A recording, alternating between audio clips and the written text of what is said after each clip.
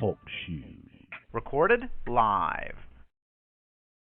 All right, what's good, everybody? Welcome to the first episode of the new podcast for boxing, The Movement. Before we get started with introductions, I basically want to let everyone know how this came about and the purpose of this podcast. Basically, we all linked together after seeing how things were with being played out in the media for boxing. A lot of biased writing, agenda-driven writing that would make you think that we're somewhat in the recording industry days, industry DJ payola, getting paid on the back end. And, it's kind of a disservice to the sport. So we kind of felt like it was time to put media and boxing news in the hand of people that actually love boxing and actually were passionate about the sport. Just to go on record, there's a famous mainstream writer who's stated recently that he's never went to a fight that he wasn't assigned to write for. And, right there, that just struck an accord with me right there, letting you know that there's no passion in it for him. It's just a trained journalist, with a niche. So we kind of felt like it was time for people with an actual interest in the sport and seeing it grow, get involved, and that's what we're all about. With that said, we'll go ahead and start some introductions. I'll start first. I'm Twain the Divine Liberty, writer for Hoop Jab, also videographer. I write for RockyMountainBoxing.com. I got into this basically 2 years ago on a whim with the owner of HoopJab.com. The first event I covered was Sean Porter versus Kell Brook in L.A., and I've been doing this ever since. I've had a passion for boxing since I was a kid, starting, probably was the first sport I loved before anything else. My father was good friends with ex-middleweight champion James Kitchen, and, he had us out there training early, him and his son, Junior. So that was the first thing I got involved in before anything else. I'll go ahead and pass it on to one of the two co-hosts. We got 2K the Guy from the Gods of Boxing Talk, so go ahead and let them know a little bit about yourself, man. Hey, what's good, people? 2K the Guy here. We got a YouTube channel along with my co-host, Mr. Seth. It's called The Gods of Boxing Talk. As for myself, I've been around boxing for over 23 years. Ever since I was 8 years old, I started off as an amateur fighter for about 10 years. Stopped. Realized that I took the route to play basketball over boxing. That's what started my amateur career. After basketball, I went back into the amateur ranks for another 2 years, and then I stopped completely. Now I just train fighters. I do these shows on YouTube, on my channel, and the channel's been for about 10 months now. But we went on maybe a 2 or 3 month hiatus, so it's been about 7-8 months now, and we're doing really well. We got a lot of good people, good fan base, and now we're gonna do this podcast, just like my man Twine said. Man, we're gonna try to get this sport out there in the right way and try to derail these boxing writers or these other media guys that try to kill the sport for their own agenda-based or agenda-driven based propaganda. All right, and next we got Big Cool from Colossal Boxing Talk. Go ahead and introduce yourself, man. What up, people? It's Big Cool, as Twan said, from Colossal Boxing Talk. I started Colossal Boxing Talk a couple of years ago. My passion for boxing hit me about 10 to 12 years ago. I was a late bloomer to the sport. How I got into it, I was watching a marathon on The Contender, and, ever since I've been hooked. Covered my first fight last month, Deontay Wilder, Chris Arreola fight. It was an all experience, great experience, and like I said, we're here to bring unbiased, unfiltered opinions and facts.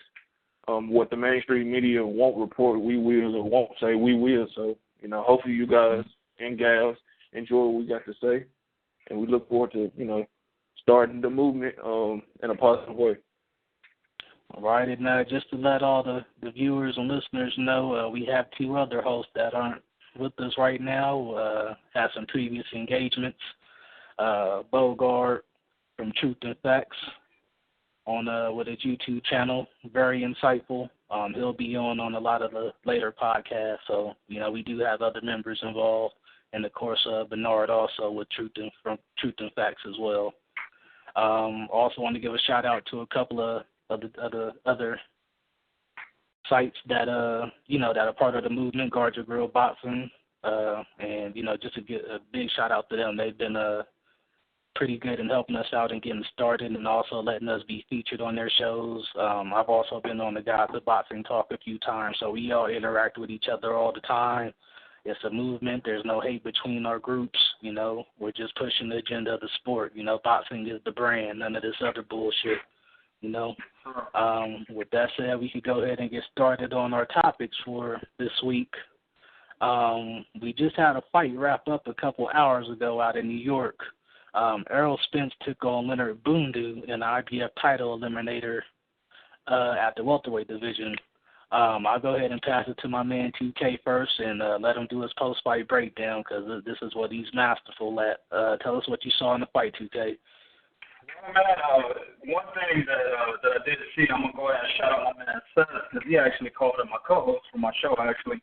He called it before I could. He said that we would see a different Errol Spence in this scenario, man. We would see an Errol Spence that would box.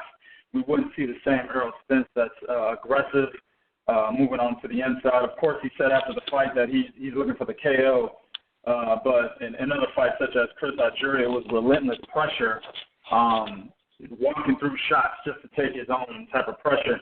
He didn't do that at that much in this fight. It was more so him standing on the outside, popping that jab. He was catching Leonard Bundu on some traps. The straight left hand was fucking money, you know what I'm saying? But he switched up his attack a lot, and they kept Leonard Bundu confused. He didn't know what to do. My man was either on the outside. If Leonard Bundu was coming forward, Errol Spence stayed on the outside. He popped a jab. He hit him with the straight left. If Leonard Bundu was going backwards, that's when Errol Spence would apply pressure, and he would switch his attack from the head to the body, pretty much unleashing what he's known for, is the left hook to the body. And that pretty much kept Bundu confused and not knowing what to do next. But with all that said, I still have a few critique, so to speak, on Errol Spence, man. I still think he gets hit with unnecessary shots when coming forward because he lacks head movement. Also, when he's coming forward, he's a bit stagnant. He's a bit flat-footed. I'd like to see him bounce more. I'd like to see him show a little bit more lateral movement when coming on the inside, similar to Andre Ward. Andre Ward can pump the jab and then he'll step laterally, and that's how he'll bait you with that jab and move to the right laterally or to the left laterally, depending on what stance he's in at that current moment in time. And then that's how he can get on the inside because you're still looking at that jab. Errol Spence is he's just going to come forward flat-footed, and he'll end up taking some shots. Perfect example, Leonard Bundu came over the top of Errol Spence's jab numerous times in that fight. Yes. I've seen a couple of times where Errol Spence jabbed to the body, and he kind of kept his hand out there, and Bundu came over with overhand right over the top of that. Also, whenever Errol Spence was coming forward, he's a little plotting a little bit. Leonard Bundu was unleashing some combinations kind of at mid-range distance that Errol Spence was kind of eating. I didn't like that as well. But the fact that this man is still young, his attack is just ridiculous. I mean, he showed in this fight that he can box and he can move on the inside. He actually looked better than Keith Thurman did against Leonard Bundu at boxing. So just the fact that he just showed that versatility in this fight against this kind of opponent, I think that he is still going to be a major problem at 147. All right, let's pass it over to Big Cool. What were your thoughts about the fight, and what did you take from it about, the young lion and Spence, the truth, as they call him? Mm-hmm. Errol Spence pretty much did what he was supposed to do and said what he said he was going to do. He looked one up, keep one-time Thurman, which he did. Harping on some of the things 2K was saying, some of the things I don't like to see from Spence when he's fighting is he retreats back into defensive mode. He kind of, retreats back with his head up, his chin exposed, and his hands kind of down, which he will pay for eventually. Not saying he's going to, knock out or anything, but he will pay for it against a guy who like to keep Thurman, who has decent hand speed, but the positive thing from Errol Spence is, man, his body attack is something vicious. You know, I used to think Müvment Pilot, after, you know, Cotto kind of slowed down and fell back to the pack, you know, was the best body puncher. But Errol Spence, man, he works the body like none other. He tries to take your soul, you know, with those body shots, man. And he's just a terrific fighter. He does get hit too much. He doesn't square up as much as he did, you know, early on in his career. But he kind of admires his offensive work at times, which he has to, you know, make a mental note of not doing, you know, just staying focused all 3 minutes of each round and, you know, just getting better. But, man, he's definitely the cream of the crop in the welterweight division, at least out of the upcoming fighters, man. But he can be hit because he got caught a couple times with the overhand left, I believe, from Bundu, especially when he was on the rope and especially in exchanges. So he needs to work on his defense and, you know, stay mentally focused for all 3 minutes of each round, and he should be the next elite American welterweight. All right, and let me tell you what I took most from the fight. I was most impressed with his shag haircut. That's what I was impressed with. Bringing it back from the 80s, man. Bringing it back. I love that shit right there. Jamming on the one. Theo Huxtable on him. I definitely agree with you guys. He takes some shots that he doesn't necessarily need to eat. I was impressed with seeing him fight off the back foot today. It's not something we typically have seen from him in the past. We usually see a straightforward, coming forward style from him. So I was pretty impressed to see that from him today, seeing him being able to use some ring generalship and fight on the outside and sustain it. You know, he didn't feel pressured into going into the knockout early. Like you said, 2K, he took some combinations in the fifth that I didn't like. And that seemed to put him on a different pace when he got in the sixth round and started unloading on Bundu. Let me get you guys' thoughts on what you think this leads to for him in the future as far as the current Kell Brooks situation. You guys already think he's the cream of the crop at welterweight. I definitely think he's up there. I've been on record saying it already that he's definitely going to be the cream of the crop of the welterweight division by the time it's all said and done. Until, you know, him and Crawford meet. That's the fight I'm looking forward to in a couple years. Him and Terrence Crawford, that they settle it all. So what do you guys think about his prospects against Kell Brooks? Is the fight going to happen? What do you guys think? Go ahead, Big Cool. What you think? I think that he should be the favorite against Kell Brooks if the fight happens, which I had my doubts because we all know that Kell Brooks is, I'm not going to say cashing out per se, but he's somewhat cashing out. And, you know, if he somehow is successful in a fight with Golovkin, I don't think he will be too inclined to go back down to 147, rightfully so, because he's a big, 147-pounder. But I don't think he's gonna have much success against Triple G, and I think he's gonna take a brutal beating. So I don't think he's gonna fight Spence because that's just two tough fights, and we know the history of Brook. He finds a way to, out of certain fights. Look at his history with Devin Alexander. I think they were supposed to fight 4 times. They didn't. He finally fought Sean Porter after 2 cancellations or dates being pushed back. So I think if they do fight, it's 60-40 in Spence's favor just because he's hittable. And we know that Brook is a big 147-pounder who's skilled and can punch. And he has good timing. If you go back to his fight with Porter, he just was a simple 1-2 all night against Porter, jab, right hand. And, like I said, Spence is hittable. So that's a fight that I would love to see. I would favor Spence to get it done with his mauling style, his body work, and him being just as big a guy like Brooks. So I favor Spence going into that fight if it happens. All right, and what about you, 2K? Man,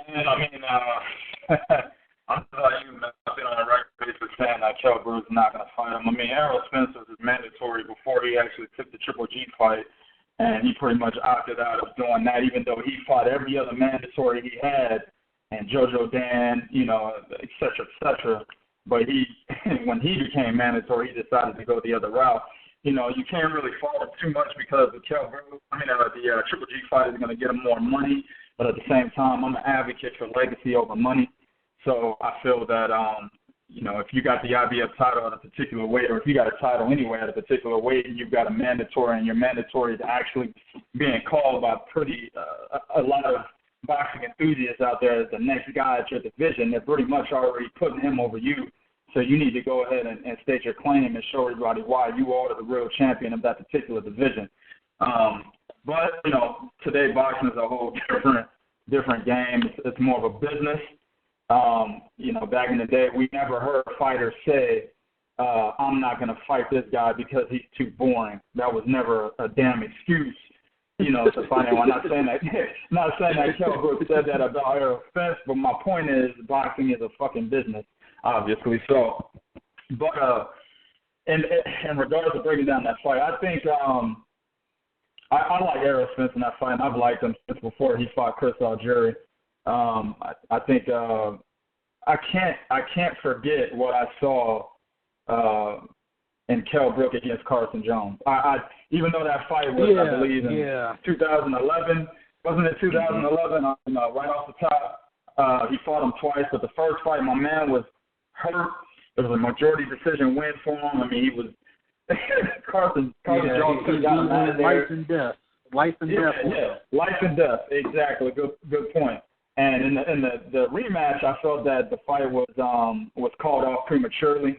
It was pretty much going the same way, and it was a premature call off a TKO victory. But I can't get away from that. And I see Errol Spence pretty much doing the same thing to him that he's been doing to everybody else.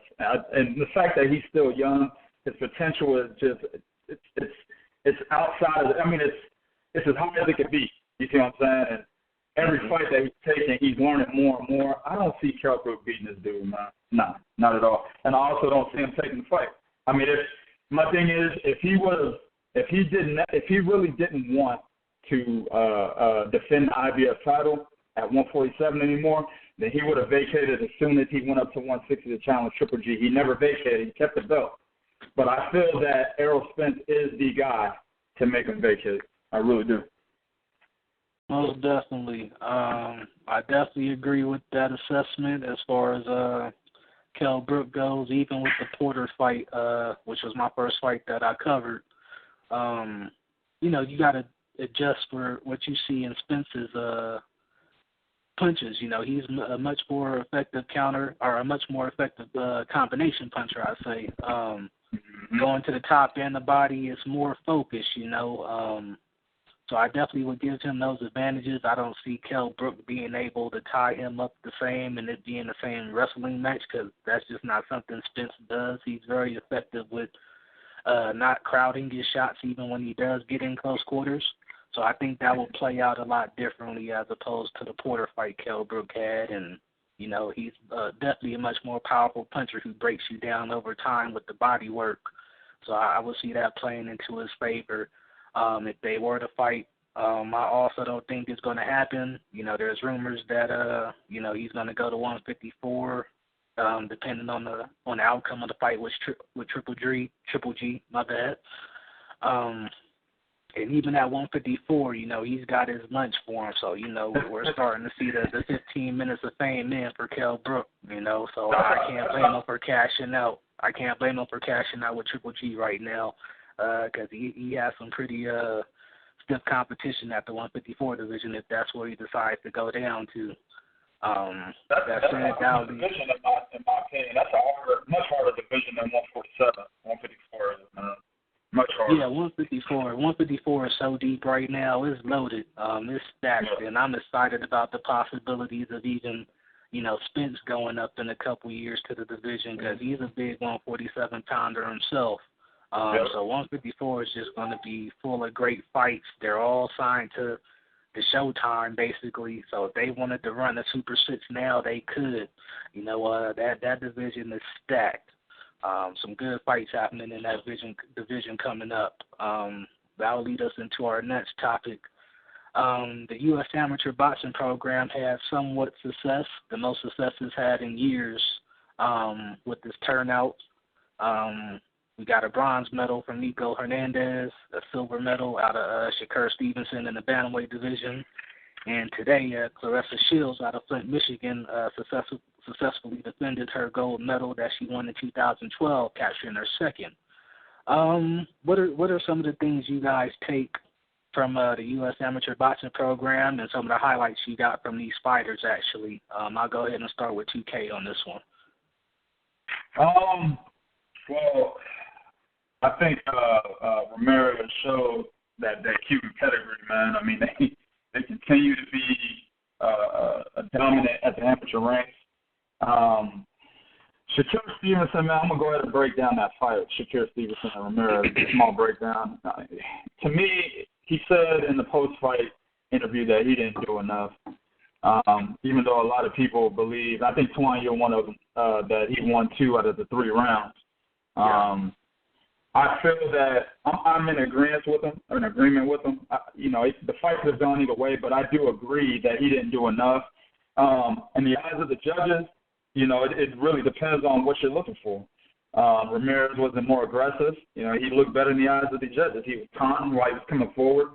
He was throwing punches that kept Shakur Stevenson on his back foot. He threw punches that put him up against the ropes. A lot of times, man, judges, when you're using the technical aspect of lateral movement, backwards movement, you're doing a lot of counter punching.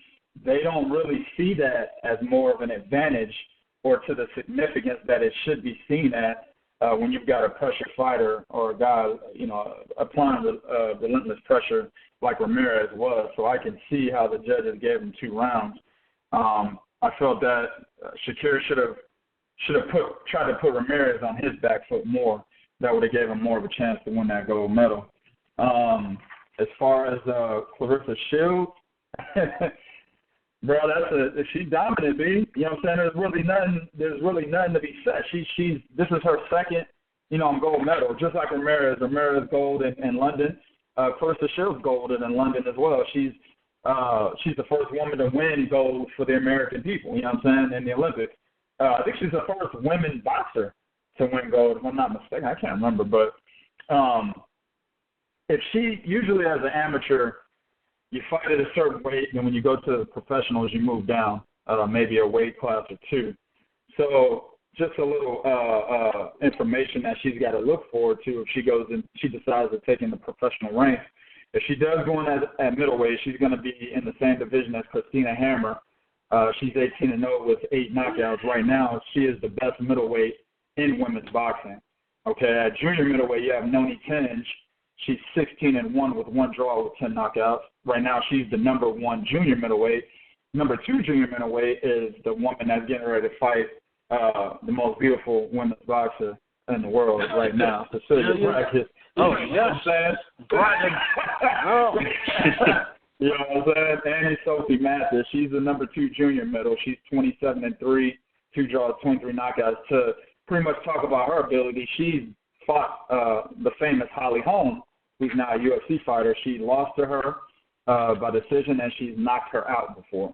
All right? And then, of course, at welter, which I think would be the biggest fucking fight you can make in women's boxing right now. Even though Claressa Shields has not shown her ability as a professional, she's so dominant as an amateur that I would love to see her fight Cecilia Brackett. You know what I'm saying? If she decides to go pro somewhere down the line, she stays undefeated. I want to see that fight happen at welter. Cecilia Brackett, she is the Floyd Mayweather of women's boxing. She's a WBC, WBA, IBF, WBO, and the IBO women's champ. She's 28-0 with 7 knockouts, and of course, again, she fights Annie Sophie Mathis October 1st, which is a rematch. So, man, there's a lot on the horizon for Claressa Shields, man. It's just I'm interested to see where she goes from here. Let me ask you another question, 2K. How do you see her faring as a pro with her style? Like today in her final, she was catching this Dutch chick with all kind of counters, and it was all based off a head movement. She didn't go out of her way necessarily, but she made her punches count. I think it should have been a 4-0 win, but she started clowning around in the 4th round, and that's the round that 2 of the judges gave to the other opponent. With her style that you've seen in the amateurs, what do you think? How do you think she fares as a pro? You know, do you think she could have some good success? And that's a good question. I really do think she could have good success because if you watch women's boxing, a lot of the women's boxers, man, their style is one way. This is why Cecilia Brækhus is so dominant, because she doesn't fight the one way that a lot of women do, and that is come forward, try to knock you out. Even the women that don't have knockout punching ability, they still fight that way. Okay? Yeah. And I don't know why it's like that. I mean, maybe they do it. I think they do it better than the men. You know, some of them they look so much cleaner. You know. Yeah.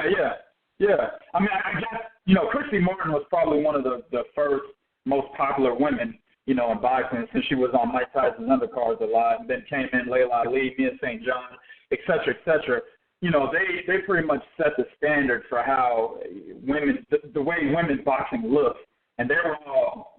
Layla Ali wasn't that aggressive, but at some point she can be aggressive. Same thing with Ann Wolfe.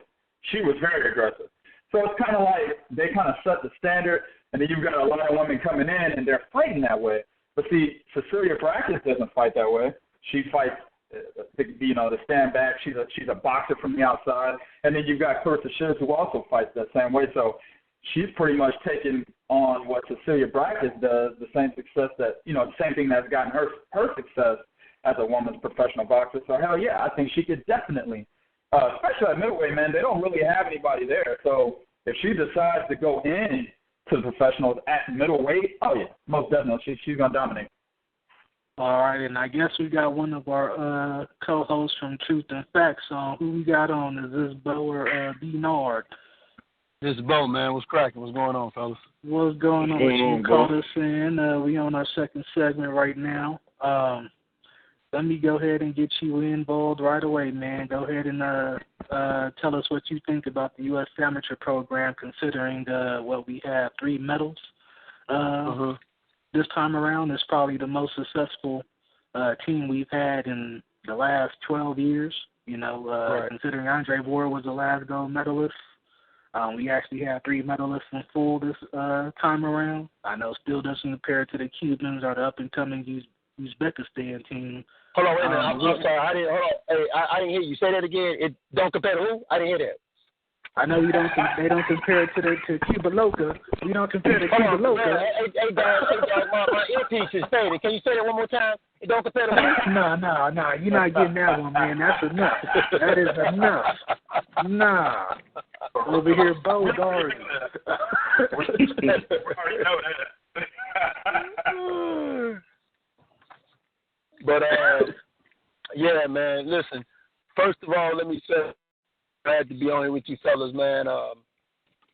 Glad we could finally do this and get this going, man. Big props to you, Fatwan, for making this happen. All right, I'm going to jump right on in it.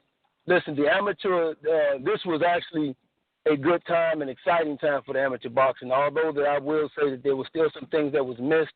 It was poorly televised. A lot of fights wasn't accessible for you to watch just on the regular networks. You had to find the sister networks to watch them.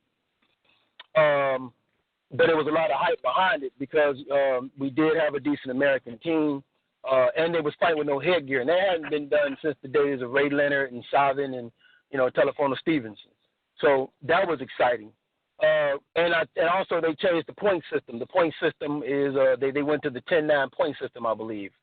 So They changed the point system. But I still think you had issues with judging. They still have issues with judging. I don't know what the qualifications are for them for when it comes to judging. So I think that has something to be looked at. But all in all, man, it wasn't a bad outing. I agree with Shakur. I felt that he allowed Ramirez to dictate too much of the fight. I think he allowed him to dictate too much of the fight, and I also think that Ramirez realized that if he puts pressure on Shakur will look to counter, thus keeping his hands, to himself and not letting him go like we've seen him do in the past. And props to Ramirez, he did the one thing he was supposed to do. He made it an ugly fight. That was the only way he was going to win. He was going to win the technical fight with Shakur. So he made it an ugly fight, and that's how he won it. But them placing the gold them placing the bronze medal, that hasn't been. He was the first one to get bronze. That hasn't been done. I think Nico Hernandez was the first one to get bronze. That hasn't been done since Deontay Wilder, and I think that was 2008. Yeah. So, yeah. So big props there. And the girl you guys were just talking about, man, that girl is phenomenal. And what 2K said, not just the most beautiful woman in women's boxing. I'm by myself in the car right now, so I can say this: the most beautiful woman, period, right now in combat sports. And I did a video on there, and she's fighting. She doesn't have a lot of power, but if you watch how she fights beautifully. She fights on her toes. She's always on the ball of her toes. So she's able to hit you and not be there for the return. And that's the same way that the what's her name? The young lady in the Olympics. Clarissa Shields? Yeah, right, Shields. That's the same. If you watch Shields, she's not as up on her toes as Cecilia, but her movement is so fluid and natural. You know, she's not there to be hit, and she knows she has power, but she don't like sit down on her punches. I think if she sat down on her punches, she'd have a little bit more power. But at the same time, she lets her hands go beautifully, and they're well-placed punch. Like she has what we call she has beautiful hand-eye coordination, and that's what helped her out. And her winning it 2 times in a row shows that she's not a fluke. Oh, yeah. She definitely came in with the height disadvantage in this fight, and it was interesting to see how she worked that out during the course of the fight. She was excellent. It looked good in there, seeing her use her head movement and counter, off of the taller opponent's jab. Let me get you in on this, Big Cool. What do you think are some of the things that can be done to improve the judging? Do you think I know we have a lot of controversial decisions in the pros, but do you think having professional judges would actually make it better or more accurate scoring? Because, the U.S. possibly missed out on another medal with Gary Russell Jr., Antoine Russell, the youngest one. Possibly missed out on another medal possibility because a lot of people think he won his semifinal fight. I don't know, because the professional judges don't get it right half the time. Like 2K was saying, it's all about preference. Do you like the aggressor? Do you like the boxer? Do you So it's pretty much based on what the judges are really seeing and how they perceive the bout going. Maybe you should have a mixture of both. Because you have a lot of these, I'm assuming, and maybe I'm, wrong, correct me if I am, maybe you have these judges that, judge the amateur bouts. They do that. They primarily focus on amateur bouts, so maybe they're more appropriate to, judge amateurs than the pros are, even though they may sound crazy. But, it's a different game, pros to amateurs, although the amateurs, I guess, are trying to catch back up with the changing the rules of headgear being used. So I don't know, man, because professional, amateur judges, they're going to all make mistakes because we all human, and it's just how you perceive the fight. But you definitely need to do more strenuous searches for quality judges and not just get the same old rethreads and big-name judges just because they have big names. So maybe mix it with the pro judges and amateur judges and, try to figure it out, because it is unfortunate when you have fighters who spend months and years away from their family, putting in the work only to get robbed. As was the case in the Collins fight. Definitely, they called his fight a shutout, and it was the complete opposite. And also, man, I can't lie. I didn't get to see a lot of the fights because I was at work, around the time the fights, were taking place. And I thought that there would be more coverage, of the fights, which it wasn't. So hopefully in 2020 they'll improve that, because boxing is kind of coming back. I'm not saying it's going to be where it was in the 70s and 80s and early 90s, but still it's getting more, I guess, what's the word I'm looking for? It's being recognition. Yeah, it's being brought back a little bit to the forefront, and it'd be nice to be able to have these fights shown on the channels that have a lot of the PBC fights. So hopefully they get that settled in time for the 2020 Olympics in Tokyo. I think Yeah, so. That was definitely one of the things I was disappointed in was the coverage. I ended up having to stream all of the fights I watched throughout the tournament on my computer because they just weren't available on TV, which I thought was pretty much a shame. Like I said, we already feel like this is an agenda-driven thing to push boxing out. Thinking back in hindsight right now, boxing is, they say it's dying, but it's really only dying in this country. Like if you go to even countries like Japan and the UK is big as hell, You would think MMA is bigger over in Japan. It's not. They love their boxers, But I definitely want to say I think I was happy with the U.S. performance, especially considering they could have had another medalist in there with Gary Russell, depending on the judges.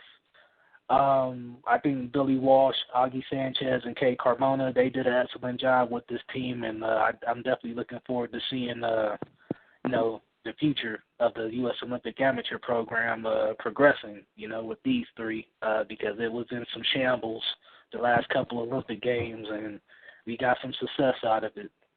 I guess let me get you everybody's thoughts on Shakur Stevenson once again as far as his pro prospects. There's some rumors about him going to Mayweather's promotional banner. Nothing etched in stone yet. He's got the ball in his court, and I think he's going to play with it. He's going to definitely make him wait it out. What do you guys see for him as far as professional, and what's the best fit for him as far as promotional banner? Let me start with you, 2K.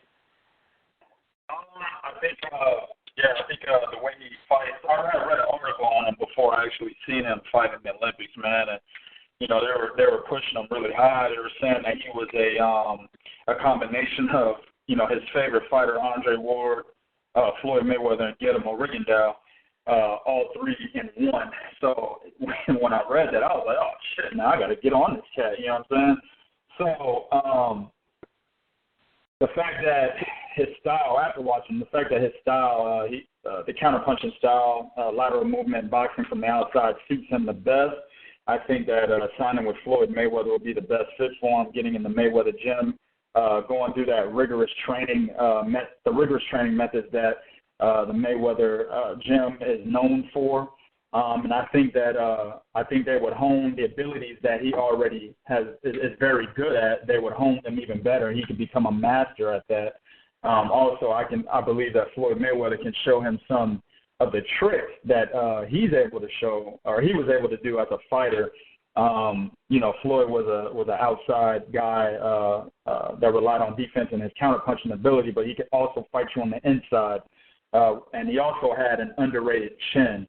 All these things are something that Floyd could teach Shakur Stevenson, how to roll with punches properly in the professional ranks, how to use foot placement on the inside, punch placement on the inside, even though you're an outside fighter. I mean, there's a whole lot of tricks, man. Using your forearms to create space on the inside. I mean, it's a whole lot of things that Floyd can teach this man, and I think that would be the best fit for him if he would sign with TMT. All right, and what's your take on it, both? I think that going with Floyd Mayweather will benefit him also in the aspect of here's a guy who's already achieved everything he wants to achieve. He knows the business. He knows the ring inside and outside, and he can learn from that being young. Also, another thing that benefits him with going with Floyd.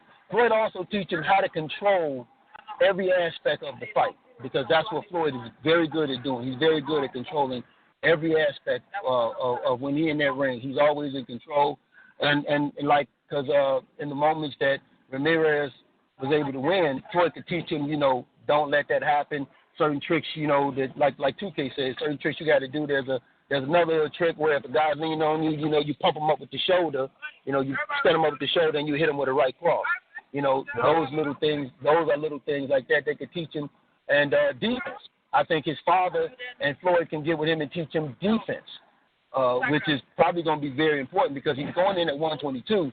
So 126 ain't that far away, and there's some dogs up there at 126 if he go up that way. So, yeah, I definitely think this is good for him. And like 2K said, you'll have guys in that gym like Errol Spence and guys like that in that gym that can really show him, a thing or two and help him with his opponent. So it's a good move for him. I think he has a bright future, and I like that competitiveness in him. Like when he was crying because he hates to lose. I like that. A lot of people made fun of him for that, and I tweeted to people like, I dare any of y'all to do better. This boy 19 won the silver medal. I dare y'all to do better. But I definitely agree with that. Right, but the fact he was hurt that he didn't win, he was honest enough to say why he didn't win, but he was hurt that he didn't win. That's what you want out of a fighter.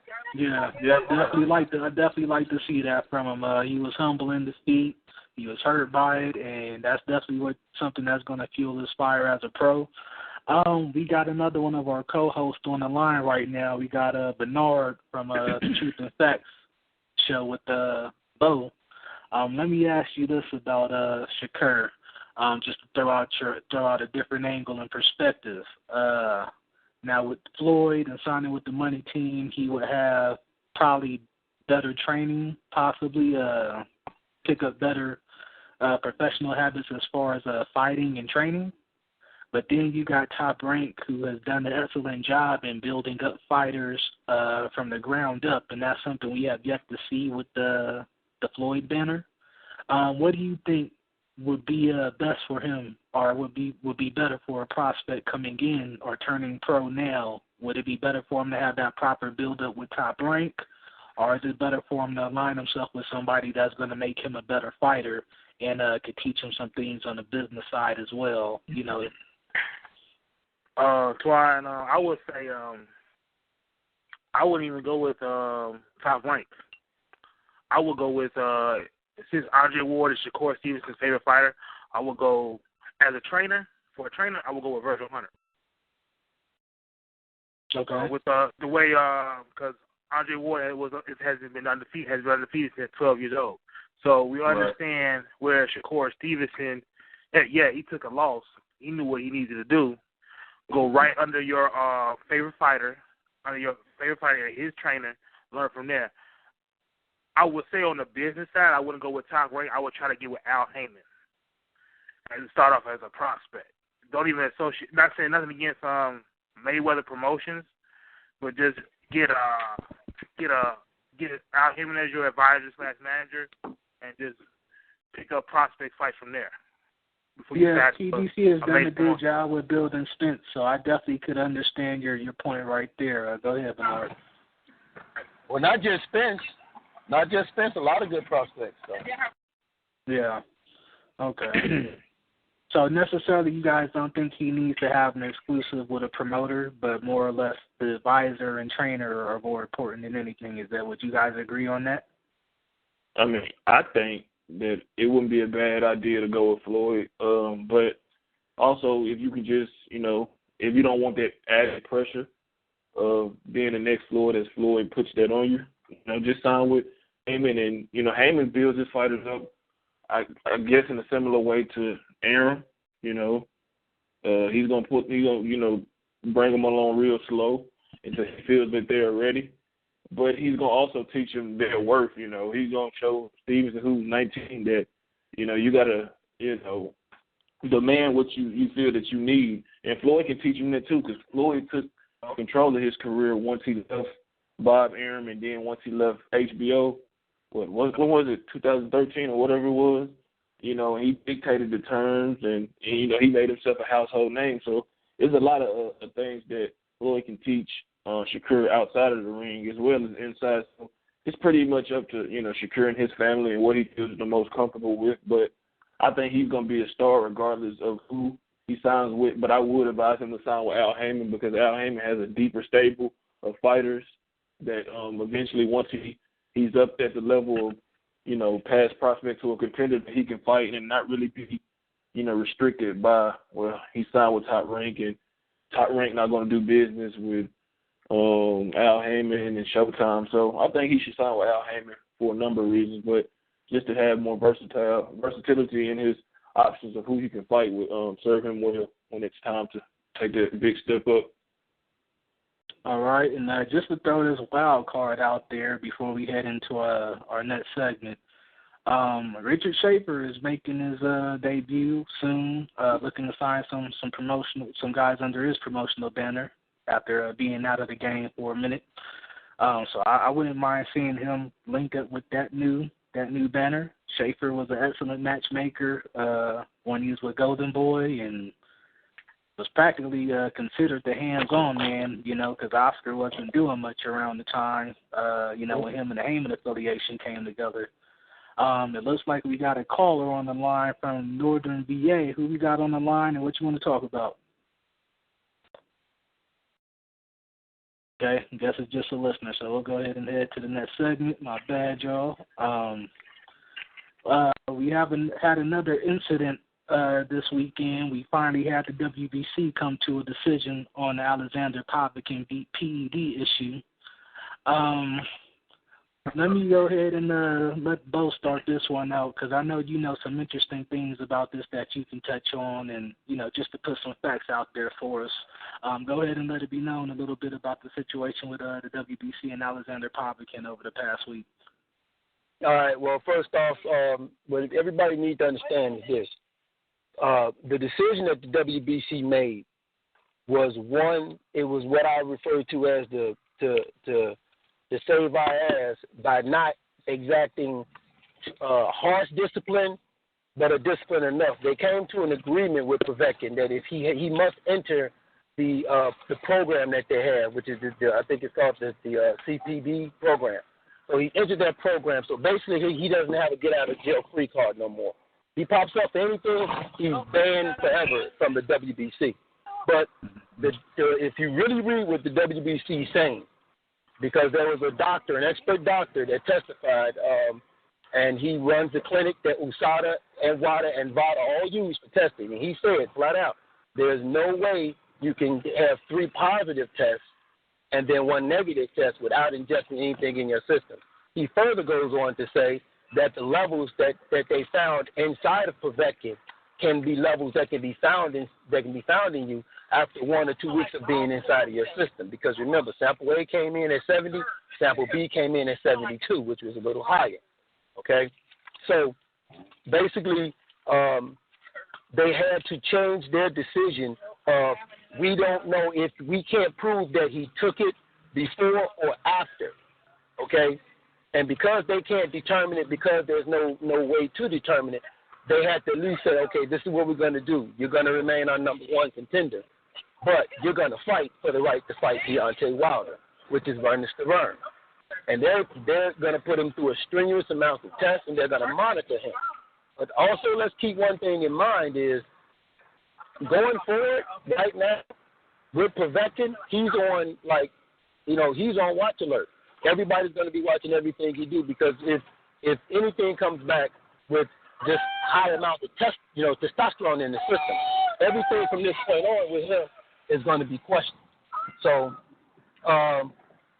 since I'm not happy with the decision, but I understand the decision because you got the lawsuits out there, so they had to cover themselves as far as as far as that, because like you said, they can't prove he did or didn't take it on or before that date. And WADA also changed their time frame because it was anybody that popped positive before April 1st was okay. Then they moved it up to October. So there's a lot of moving pieces here going on that we probably still don't know nothing about. But lastly, WBC also said that there still may be punishment that they may dish on later on down the line. So this is being heavily looked into right now. Okay, let me ask you another question, though. Is Povetkin going to be subject to continuous testing now that he's in that program? Like, he's going to be tested regardless of it being a championship bout or not? Yes, he will be, regardless of whether it's the championship bout or not. Because of his particular situation, he's going to be tested regardless of whether it's a championship bout or not. As long as he's fighting for anything that has him being in the WBC, he will be heavily tested, period. Okay. Let me get your thoughts on this, TK. What you think about the decision? Also, let me get your thoughts about the order between Povetkin and the fight order between Stavern and Povetkin. So let me get your thoughts on those things, TK. I just want to add to what Bob said, which falls in line with what you're asking me. Povetkin, he popped up at 0.070 milligrams, which is under the 1 milligram limit. That they're basically stating that they moved from January 1st to April 1st. They say it's illegal from January 1st to October 1st. So it's kind of a gray area there. At first 1st. They said it's April 1st. Now it's October 1st that a fighter can fall under 1 milligram and still be able to fight without any type of suspension. But anyway, as far as that, if based on the rules that they have, I have no problem with the fight. I have no problem with the order. I think I like how they didn't say, well, since Povetkin has popped up clean, from their report, they didn't automatically mandate Wilder and Povetkin again. They basically said, well, you did test at a certain amount, so basically you need to fight again for that mandatory position. So that's what this order is about.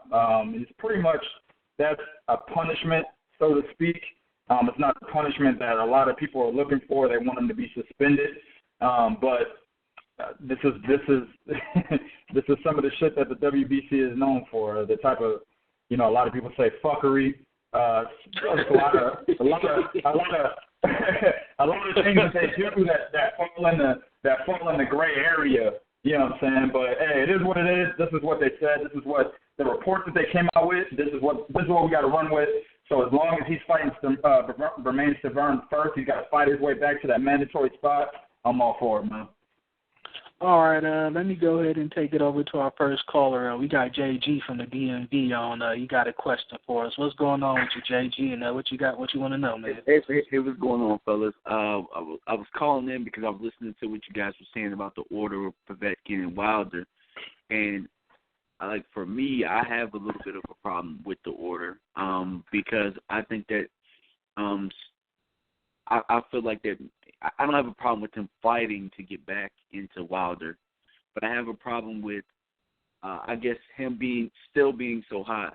So, I mean, how do you guys feel about it? I mean, I know that I just heard somebody speaking about they don't have a problem with him having a one fight. In my opinion, I think it should maybe be 2 fights, or maybe he should be down to number 5 because he does at least have something in his system, or he had something. So I just wanted to touch on that and see what you guys think. All right. Which one do y'all want to take that? I'll let Bernard or okay. Go ahead. I'll take that. All right, go ahead, Bo. Yeah, well, I'm gonna make it short. Hey, first of all, man, thanks for calling. Appreciate you calling in. Yeah, I hear what you said, but here's the problem is because they kept him at number 1, and because Stiverne in their ranking is number 2. Then this is the fight to see who would be the mandatory for that belt. If they would have took him out of the number 1 spot, by taking him out of the number 1 spot and moving him down, that's saying that they know he's guilty, and they don't know he's guilty. So they have to leave him at that spot, but then that's not going to make him the mandatory. They're going to make him fight for it again. Let me jump in real quick. I'm not happy with it. But like I said, listen to you guys. I understand it. But it just basically, if he was going to remain as, the number 1 or still fight for the right to be the mandatory, I just feel like the WBC is corrupt. It's always been corrupt, going to always be corrupt. And for the fight to be canceled or him pop like 8 or 9 days before, and he still might, fight Stiverne, who he's likely going to beat, going to beat when they fight. I think the fight could have just went ahead. I understand that, we didn't really know what strengths and weaknesses the drug, gave to Povetkin, but we found out it causes artery disorder or whatnot. But I think that it just messed up Wilder, who's hurt now, who's out for a while, and now he has to come back against a guy who is going to always be looked at as a cheater to some people, and as a guy that really didn't do anything wrong because the guidelines wasn't really clear. But if Stiverne does beat Povetkin, then we're going to get a rematch that we don't want to see between Wilder and Stiverne. It's just going to prolong things even more for the fight that we do want to see. But I guess this is part of, the process of, in the business of boxing. I don't like it, but it is what it is. It just had a snowball effect on everybody in a negative way. Fans, Wilder, promoters, Povetkin fans, Wilder's fans, and just the whole sport of boxing, because this was a fight that everybody was looking forward to, and for a drug to be, to not really be known if it's a performance-enhancing drug or just something to help a guy who has a legitimate, artery disease or issue, it's crazy. But I guess we have to get it settled next year. Yeah, it's looking like the WBC just did whatever it could to save face. I guess that's what led to this, what took so long in making the decision. They had to appease both the testing organizations and, the fighters involved. And, the sad thing about it is Wilder's been getting the bad blame for all of this. And with him being injured now, you got people saying he's looking for a way to still get out of the Povetkin fight. And the WBC is doing this to protect Wilder and all kind of stuff. So it's just crazy to see what's going on that end, considering that it was Povetkin's team, that got caught and caused all this to happen. So I just hate to see the blame being misdirected in this situation when it really belongs with Povetkin and basically the testing bodies that were involved in it, for not having everything in order as far as protocols and, not knowing enough about the drug, to be able to make those kind of changes and rules and policy on the go, like that just was no good to me. Yeah. Let's see, we got another issue that arose this week. Actually it's been brewing over the last week or so, but it became permanently put out there for good. HBO decided not to distribute Manny Pacquiao's next fight against Jesse Vargas on November 5th. Let me get Bernard in on this. What do you think about it? What are its implications to you? Actually, I'm glad HBO isn't taking that fight. And I put the blame on mostly Top Rank for continuing to do that, the in-house nonsense that they do to continue to have their fighters fight each other instead of branching out and working with other promotions and other managers and fighters as well. I totally agree with it. Okay, and just to let me give you guys a little background on it, the reason that HBO passed on it is because there's Andre Ward versus Sergey Kovalev that happened 2 weeks later, also in Vegas, which was already scheduled to be a pay-per-view event. It was recently noted that had it not been that date, November, and they pushed October date, which was in conflict with Manny Pacquiao's senator duties in the Philippines, they would have picked it up. So it's just a matter of dates more than anything, but it's caused a big ruckus between HBO and Top Rank right now. And, Bob stated in the LA Times earlier in the week that with them not choosing to distribute the fight, that they're in breach of contract, that it basically ends their contract, and he's looking to take the fight over to Showtime or other avenues such as Turner Sports, or possibly even distributing it to Top Rank itself. TK, let me get your take on this, man. What you think? I called this shit, man. Like, I wish, first of all, it's on wax. on the Guys of Boxing Talk channel, I called this shit. I called the fact that he was going to fight. I called the fact that he was going to fight Jesse Vargas in my post-fight video after the Bradley Pacquiao 3 fight, and then I called it that HBO will probably not take this fight just because of the fact that they're in financial problems right now, and they're trying to put up like 3 pay-per-view fights in the course of 2 fucking months. You know what I'm saying? This to me was a common sense situation. And given the problems that HBO is having, Top Rank, and let me say this, given what they did with Crawford and Postal having to go to pay-per-view, which it clearly should have been an HBO fight, it was a situation where I knew that, or at least let's say it could be foreseen that they would need help from outside entities to be able to get this fight aired and to be able to get it out there for the best boxing fans to be able to get their hands on it. So, I'm not surprised, no. Okay, let me ask you something, Big Cool. Considering the situation, knowing that HBO already had the November date with Kovalev and Ward planned, prior to all of this happening, do you think Bob tried to use Pacquiao and bully them around in this situation? What are your thoughts on that? Of course he did, but this is not the Pacquiao of a few years ago. That if it was the case, then both Pacquiao, Barbarian would still be with HBO, and the Andre Ward Sergey Kovalev fight would still happen with no problem. They would make it work. But Pacquiao hasn't been that guy for a few years, although he's still entertaining and has the power to, drop you, but he hasn't been knocking nobody out. And really, who does he have to fight other than Terrence Crawford that is going to make people dish out $50 to $60 for his pay-per-view? Nobody. I'm not going to order the Vargas fight. I mean, and he just tried to bully HBO, and HBO did the right thing. It kind of seems harsh because Manny Pacquiao gave him a lot of great fights, but they gave him a lot of great money and got a lot of great exposure and opportunity when, nobody else would back in the day. So, I mean, all relationships come to an end at some point, and he moves on. Maybe sign with Showtime and maybe get a rematch with Mayweather if he performs well and wins against Vargas.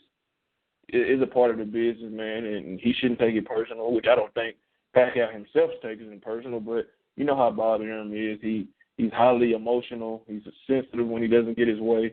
He likes to throw fits. So, hey, it was gonna happen one way or another. And you got Triple G, you got War, you got Kovalev, you got Roman Gonzalez. You got a lot of up-and-coming fighters on HBO.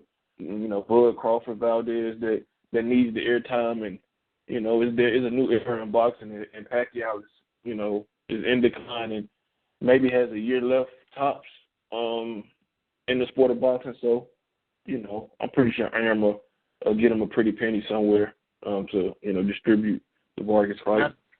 Another interesting spin in all of this is that it's been put out there that with HBO declining the fight and Manny now being, I guess, a free agent with the premium channels, that this opens up a door for Mayweather Pacquiao too. No.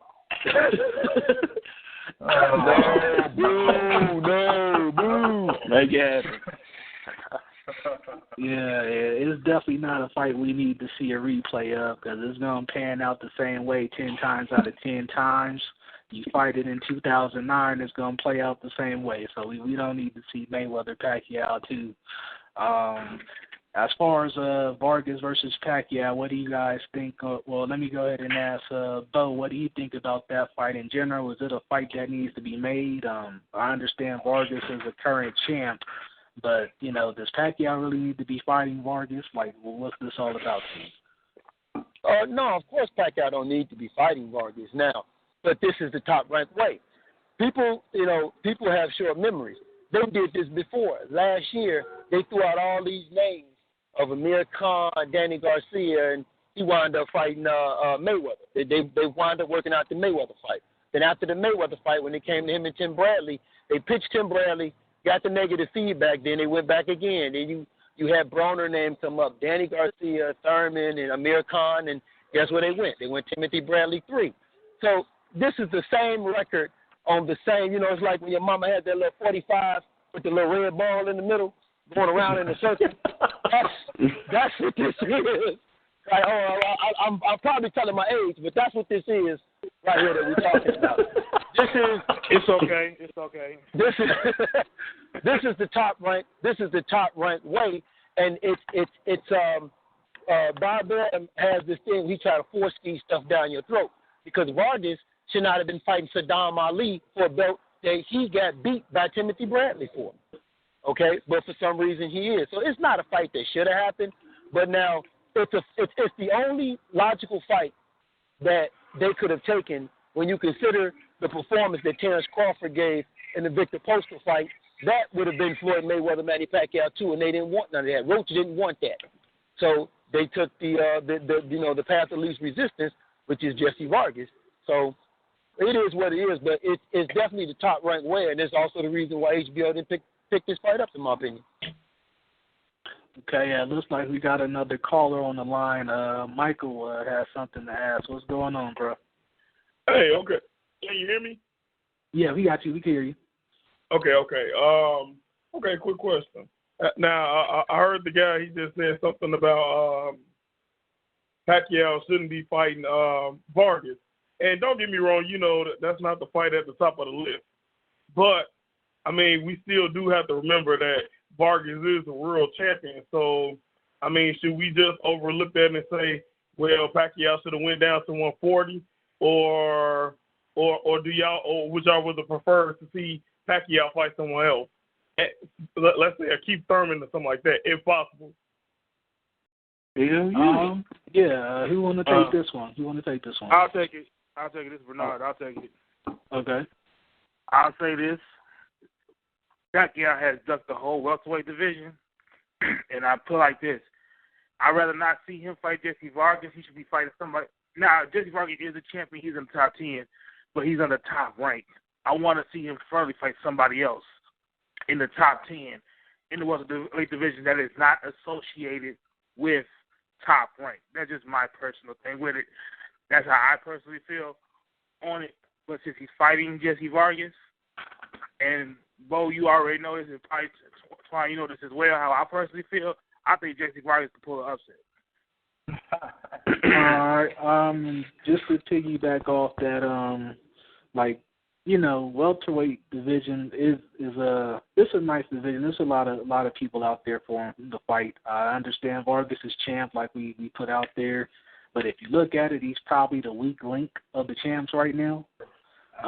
So it's kind of an easy target for many. So with that being said, I probably would rather him fight somebody else or one of the other titleists in the division. I'm not necessarily thrilled to see him fight Vargas, who won the vacant belt against Saddam Ali, who I've never really been impressed with like that. So I won't say he's a paper champion. Vargas is a nice fighter, a good guy. Met him a couple times and everything, but it's just not a fight I have interest in, considering how he fared against Bradley. I don't see him knocking out Manny Pacquiao in the same fashion in the last round or any dramatics. I really have no interest in seeing it personally. Which leads us to our next topic we got going on, the WBA trying to consolidate belts or whatnot. They held some purse bids over the past week in Panama. It was actually two of them. The third fight avoided going to purse bid, which is Rashid Nuke Warren and Jamie McConnell. They avoided going to purse bid when they actually came to terms before the meeting in Panama on Monday.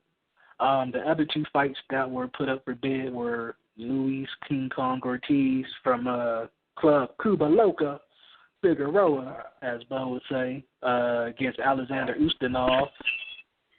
And the other one was for Demetrius Andrade and Jack Kulke of Germany in the super welterweight division. I guess I got to throw this one to Bo first, considering Cuba is involved and he's very biased towards Cuban fighters. What do you think about the purse bid and the whole situation that happened? King Kong has a lot of interesting things going on promotional-wise between Golden Boy and his promoter Dave Promotions. So bad that Golden Boy didn't even show up to the bid and didn't even bid on it. There was one bidder on the whole fight. So what's your take on that, Bo? All right. Well, first of all, I just want to say I'm not biased to Cuban fighters. I'm very open-minded. I judge very fairly, but that's a very interesting situation, and it came at a bad time because it was definitely during the WBA tournament. So this definitely came at a bad time. I think that what's going on with Golden Boy and with Ortiz is he probably feels, from following him on Twitter and everything, he feels like there's so much focus on Canelo, there's just not enough focus on himself. Because his last fight, and a lot of times with these fighters, they don't understand the problem that sometimes your promoter may have even getting you someone to fight. So he probably feels like, listen, he's paying too much attention to Canelo and not to us. But something had to happen for him to tell his promotion team of Dade and them to buy out his contract. Something had to take place that made him say, okay, because they wouldn't go forward without his consent. They got to get his consent first. So something happened, something took place. And it's very interesting because they, like you said, they didn't show up for that purse bid. And luckily for him, he's the champion, so, he gets the bulk of the money. I think they wind up bidding something like $600K. So he gets 60% of that. Yeah, so he gets 60% of that. So, it's still a good payday. for Ortiz. But my concern for him now is, where do you go from here now if you sabotage with Golden Boy? Because I don't want a situation with him that you get with Greg Rodrigo, where you're spending a lot of time bouncing around promotions or trying to find somebody. So that's my biggest concern for him. And Dimitri Andrade, I really feel bad for him because he had a wonderful performance against Willie Nelson. Then he get a purse bid where they only bid it something like $115,000 or something like that, and he's only going to get something like $38 or $40K. It was actually a bid of $425,000 with 75% going to the champ, which is a Cool K. Okay. So the other 25% would go to Andre. Okay, so he's going to get something like, what, 115 or something like that, 115,000? Yeah. Very low payday for him. Right, okay, so I had the numbers backwards, but it was still a low payday for him.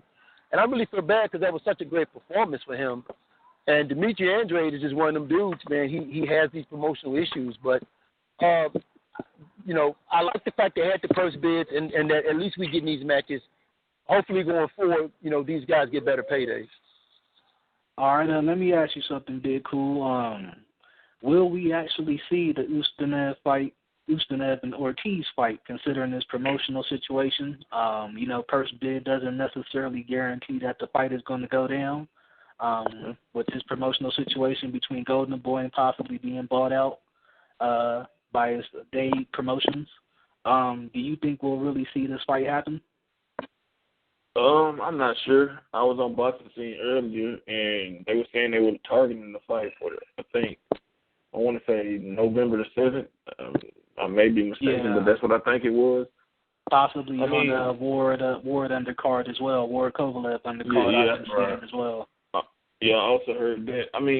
I would love for it to be on the undercard of Kovalev Ward. I think this is a fight that Ortiz needs to get out of the way. I don't think Ustinov is really a legitimate threat to him. I'm not discrediting any fighter because, big man, especially heavyweights, man, all it takes is one shot. But Ortiz is definitely one of the top 3 or 4 heavyweights in the world. He's highly skilled, athletic, can punch, can box, good counter puncher. So it's time for him to really, step it up because he's a little older, up there in age, but heavyweights do hit their prime late. So he has that on the side, but he definitely needs to, fight and fight often.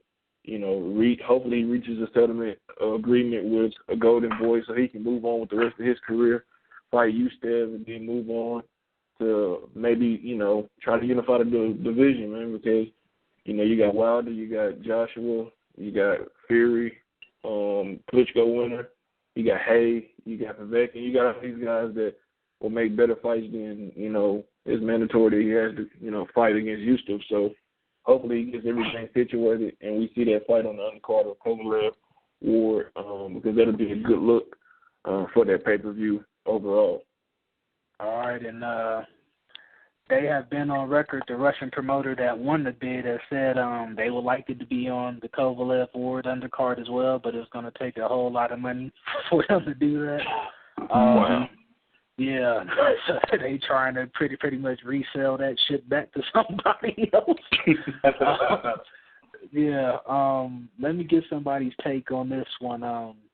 Well, actually, let me put this out there. The WBA is actually trying to consolidate their belts. Kong is actually just the interim champ right now, so I guess he would have to go through that whole tournament to become the regular champ or super champ or whatever it is they got going on with the WBA these days and their consolidation efforts, which is going pretty horrible. 2K, let me get your opinion on this one, man. What are your thoughts on Andre taking the WBA route against Cool K? Do you think this was something to possibly push a fight against Erislandy Lara, who's the super champ in of the WBA? Oh, absolutely. And by the way, everybody knows, everybody on the call knows that Boo Boo is my man, I think he's the best 154-pound fighter.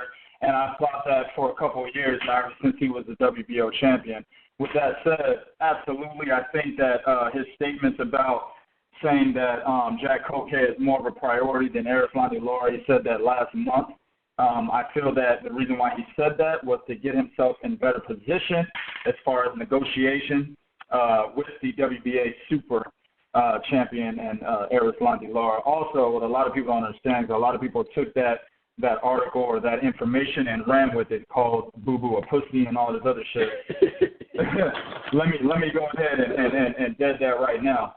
In 2014, Errol Spence and Demetrius Andrade, they were in talks for a fight. They were getting ready to go into negotiation. They weren't able to, so therefore that's how the fight with Jermell Charlo came about in December of 2014. After that, when that fell apart in March 2015, they were in talks again. There's actually articles all over the internet where Demetrius Andrade is basically stating that he wants Errol Spence right now, back in March of 2015. So Demetrius Andrade's team has entertained that fight in multiple situations. It's just something that us as the fans, we don't know what really happened when those two guys entertained the fight, who said what, who didn't agree with what. So his statement could easily be the reason behind not being able to get two previous negotiation attempts with Errol Spence to fall through. Who knows? But all I know is when he beats Jack Kunke, he will be the WBA regular, and that will give him better leverage than he has. I mean, he's only making $125K for this fight, which I know he don't give a damn because he knows he's one of the best. His justice will come. You know what I'm saying? His justice will come. But it'll give him better leverage in negotiations with Errol Spence, a guy who's been running the 154-pound division for a very long time now. So, yeah, I think that's exactly why he took this fight. All right, and let me go ahead and ask Bernard on this one. Have we seen Andrade's promotional issues put to rest? Is the bad business and Winky Wright School of Business finally better with him, and he could get on to his prosperous career that everybody is ready to see? Blah, blah. Hold on for a second. Let me get my popcorn ready. All right, go. I'm not going to say nothing crazy. Man. Actually, I believe so. He's under Banner Promotions, right? Star Banner Promotions still? Yeah. And because he was with Rock Nation, they the ones that screwed up the Charlo deal, with him and the Charlo deal. And they were supposed to fight. So, yes, his promotional issues are done. Excuse me. And does anybody know if that lawsuit against Rock Nation is still pending? Was it settled or anything? Because I know that was something that was brought up a while back, him suing because the Rock Nation cost him his belt and money. Is that something that's still ongoing, if any of you know? When I talked to him, I don't know if he mentioned it, but it's been a few months since I interviewed him, but I don't know if that's clear. But I'm assuming it may be, but who knows? We have to find out from him. But I would hope it is. But as long as it's not going to interfere with his career from this day forward, I guess I don't think he's at liberty to talk about it anyway. But as long as it's not going to interfere with whatever he's got going on now, I guess it don't need to be spoken on. I guess that's how he feel about it. But he definitely seems to be in a good place with his promoter now. He seemed to got more control of his career from what he told me. He planned on starting his own promotional company once, I guess, he gets more, his feet wet more with, his own career. But I think he's wised up and kind of got more, good people around him to help handle his business. And hopefully, his problems with promoters and whatnot are a thing of the past, and we can see one of the best, in my opinion, the best 154-pounder in the world. About his division. We definitely going to have to set up. Go ahead. I'm sorry. I want to piggyback something on 2K said about him going after Lara in that article, because I agree with him, because everybody was calling him a pussy and everything like that. But I don't think he's going to go after Lara first. I think he's going to go get the belt, go through the Charlos or whoever the Charlos, he's got a fight coming up. So whoever wins those belts, if they continue to retain, he'll go through them two, then get Lara and try to unify the division. That's just my personal take on it. I don't think he's going to go after Lara first. Oh, yeah. And we're definitely going to have to do something to try and get Andrade on this show. We'll talk about that one later, Big Cool, but we definitely got to get him on and, talk with him, because he's definitely one of the more charismatic fighters, young guy, still got a lot to accomplish in his career and a bright future ahead of him. The interesting thing about the 154-pound division, all these fights are doable. It's all they're all pretty much under Showtime or PBC affiliated with Heyman. So if they, like I mentioned earlier, if they wanted to go Super 6 route and really go at it, they could do it. It's the division to do it. We need to see it. And, these guys are all young guys ready to fight each other. Today we wanted to do a divisional spotlight, to point out, the divisions in boxing. The division of choice today was the 135-pound lightweight division. Just to put out a little background on it, with the champions, we have the WBC champion in recess, the Han Zlatikanin out of Serbia, Montenegro. WBC silver champion, which is probably shouldn't be even put out there, but Luke Campbell, 2012 Olympian gold medalist out of the UK. The WBA champ is Anthony Crolla, and WBO champ is Terry Flanagan. And the IBF belt is currently vacant, which will be fought for in the upcoming weeks between Robert Bunny Easter and Richard Comey of Ghana. Let's get your takes on the division, fellas. Anybody looking at what do you guys think of the division? I'll go ahead and start with Bo. What do you think about the division? Is it a hotbed or what? This is, it's a really hot division. It really is, 135-pound division, because you got to remember, Mikey Garcia is campaigning at that weight also. He's not in the ranking system, but he's campaigning at that weight. So you got to put Mikey Garcia in that mix also, and it really makes it hot. I think Flanagan is probably one of the more weaker weights at that division. But by and by, I think the man that's going to come out of that division as the kingpin, El Rey, is my man, Rance Bartolome. Y'all remember that name and put some respect on it. Cuba, baby. Oh, yeah, and I just want to say I hope my man Felix will get well soon, too. All right, and just the interesting thing to put out there, like, what do you guys think, TK, let me get your opinion on this. We've had a lot of fighters call out Flanagan lately. We had, let's see, of course, the WBC champion in recess was in talks to fight him before those broke down, and then lately we've had even Mikey Garcia and Juan Diaz call out Terry Flanagan for fights. Verdejo was scheduled to fight him as well with an order from the WBO, but he got into his accident and will be out the rest of the year. What's your take on all these fighters necessarily calling out Flanagan? I think Terry Flanagan's a very good fighter, man. He's one of those sleepers like Carl Frampton was for a while, and Lee Selby as well. A lot of cats in the U.S. didn't know those two guys, and this is the same situation with Flanagan. With that said, I think the Verdejo route would have – I'm not even going to talk about Juan Diaz and get that shit out of here, but the Verdejo route, you know what I'm saying? The Verdejo route, I think that's a good route for him to go ahead and keep his belt. It's a good fight, but I think Flanagan can win that one. As far as the other guys, you said Rances Bartolome, and who else called him out? It was actually Mikey Garcia. Yeah. I think he gets Mikey Garcia and one more fight. He gets dusted by Mikey Garcia. Mikey Garcia's skills, man, one of the best fighters in the sport before he went on his 2-year hiatus. So if he gets one more fight to where he's actually comfortable in the ring, he's gonna dust Flanagan. But I don't think he's the weakest link. I think the weakest link is Anthony Crolla out of the top 10 best 135-pound fighters. Anthony Crolla is terrible to me. I'll never forget that fight in 2012 against Derry Matthews in his hometown where he was winning the whole fucking fight and then he gets knocked out in the 6th round through the ropes.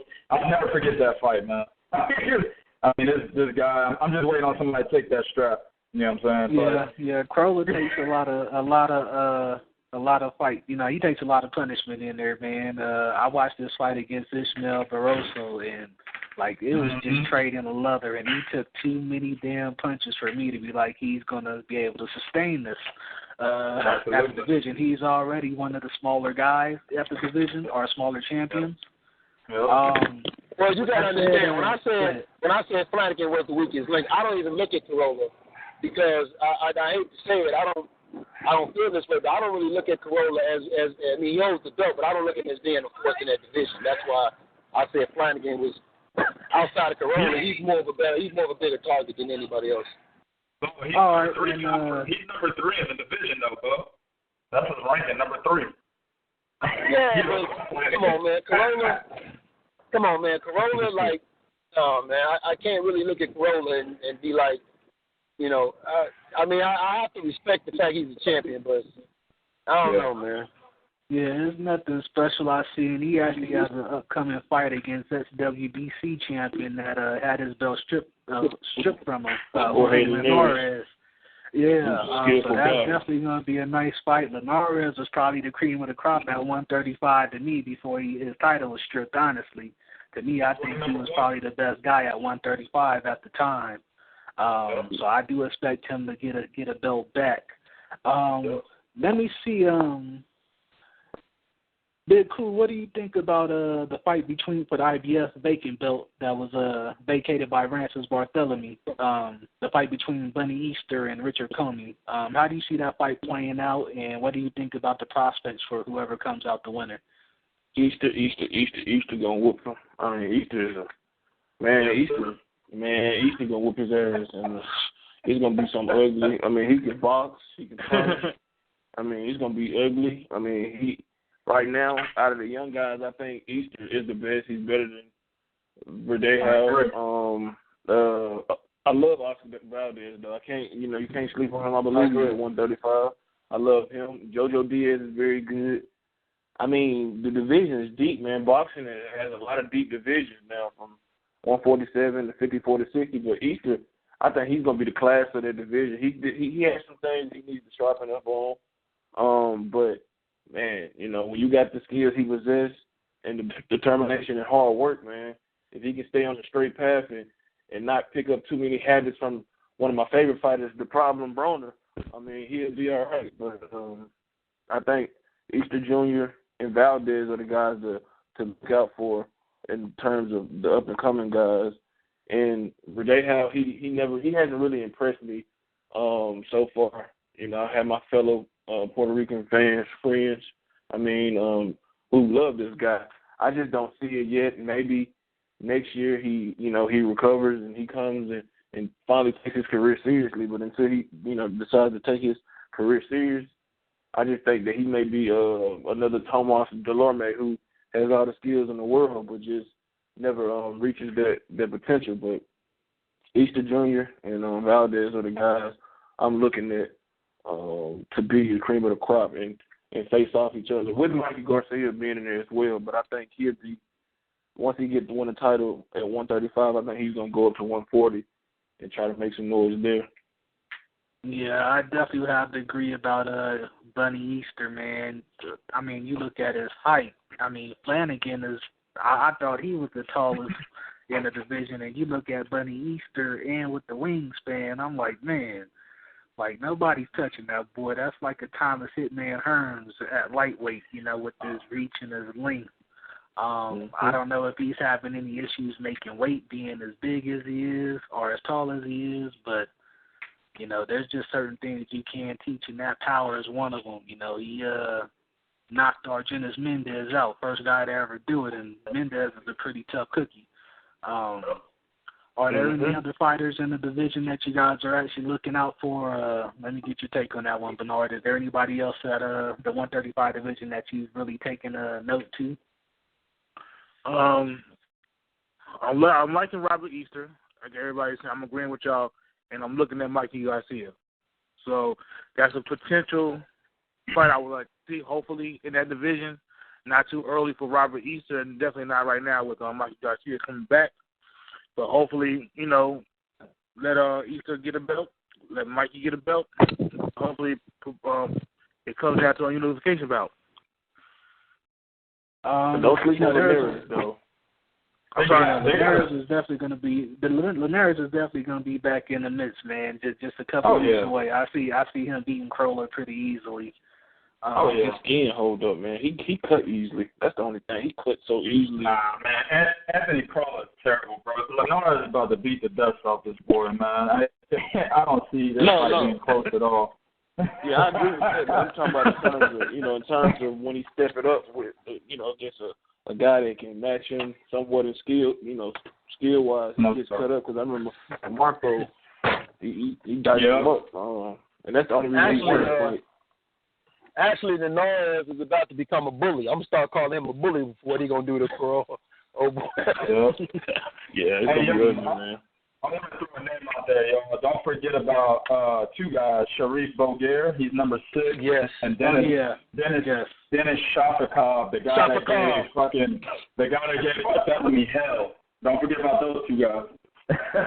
Yeah, Shafikov just put it on Jamel Herring. And Petro. Say that again. He gave who hell? He gave who hell? He gave Bartholomew here. Hey, man, I'll talk to you after the segment is over.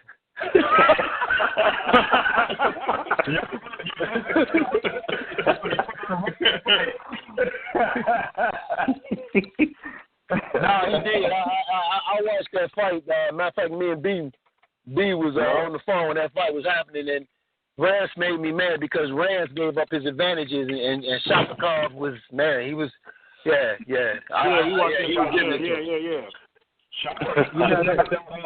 He just knocked out Jamel Herring, who was a highly covered prospect. He just knocked him out. Yeah. Whooped his ass thoroughly. Yep. That Bartholomew Shafikov fight was one of the funnier fights I've seen just because, Kid Blast was trying to exchange with him on the inside. It's just funny to watch, you know what I'm saying? He's a beautiful boxer, but I hate to see him give up his height, I hate to see him do that.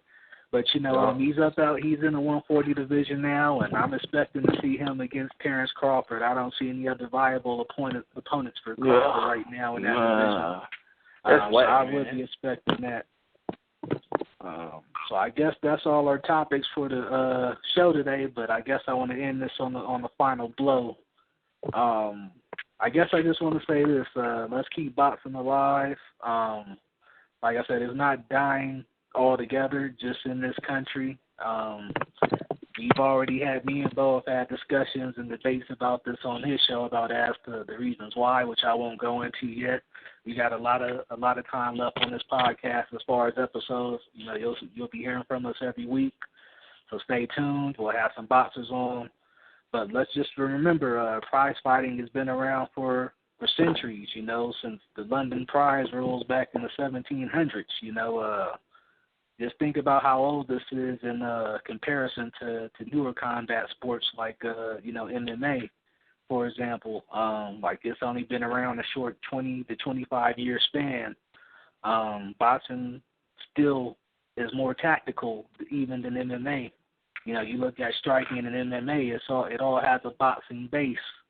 The stances, the punches, it all comes from boxing. Their whole setup, even the weight divisions, had to happen because of boxing. If you look at UFC in the past, it was outlawed until they got some of boxing's requirements and protocols in there. So, let's keep this thing alive. And as far as everybody involved in the media, be righteous about this thing. Be consistent in what you put out because you guys are basically the voice of the sport.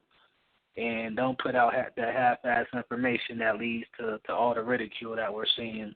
There's no need for promotional beefs to be blasted out. There's no need for favoritism between networks. That shit has nothing to do with anything. It has nothing to do with anything at the end of the day. Like I said at the beginning of the show, the brand is not Showtime. The brand is not HBO. The brand is not PBC. It's not Main Events. It's not Top Rank. The brand is boxing. So let's just keep that as hard and keep pushing it forward, y'all. Any last words from any of you? Throw your blast out there. Your YouTube shows. Go ahead and put it out there. You can follow Colossal Boxing Talk on Twitter at Colossal CBT. Subscribe to the Colossal Boxing Talk channel. Support our movement. Support this movement, and just stay tuned for more great content from our individual platforms and as we combine to bring you some great stuff as well. 2K? Go ahead and support 2K the God and Seth on the Gods of Boxing Talk channel, one of the most controversial channels on YouTube. We said before we created it, you're either going to love it or hate it. Real talk, unbiased, unfiltered, and we bring the realest news. Go ahead and support us. All right, and Bo and Bernard, y'all want to throw out your shout-outs for your show? Hey, I just want to say on what you said about the Brandon's boxing today is Sunday, so let the church say amen. But, Amen.